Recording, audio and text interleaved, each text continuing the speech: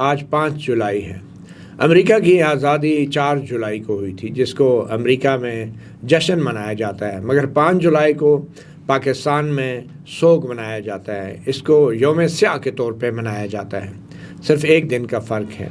اور آج 5 جولائی 1977 کو ایک چیف آف آرمی سٹاف جن کا نام جنرل ضیاء الحق تھا، انہوں نے ذوالفقار علی بھٹو منتخب وزیر اعظم ان کی حکومت کا تختہ الٹ دیا اور بعد میں ان کو 3 سال بعد پھانسی کی سزا سنا دی گئی، ایک ایسے قتل کے مقدمے میں جس کو 44 سال کے بعد سپریم کورٹ آف پاکستان نے پچھلے سال ہی ایک غیر منصفانہ ٹرائل قرار دیا۔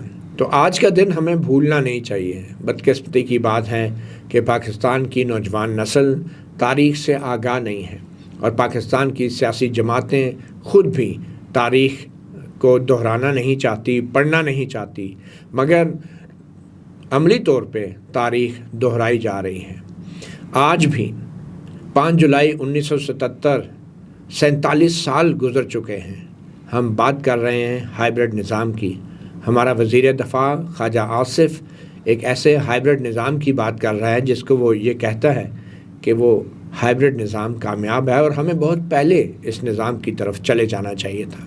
شاید خواجہ آصف اور خواجہ آصف کے لیڈر نواز شریف کو جنرل ضیاء الحق کی یاد ستا رہی ہے، جس کی قبر شارع فیصل اسلام آباد میں فیصل مسجد کے احاطے میں آج بھی موجود ہے، مگر شاید قبر ہی ہے۔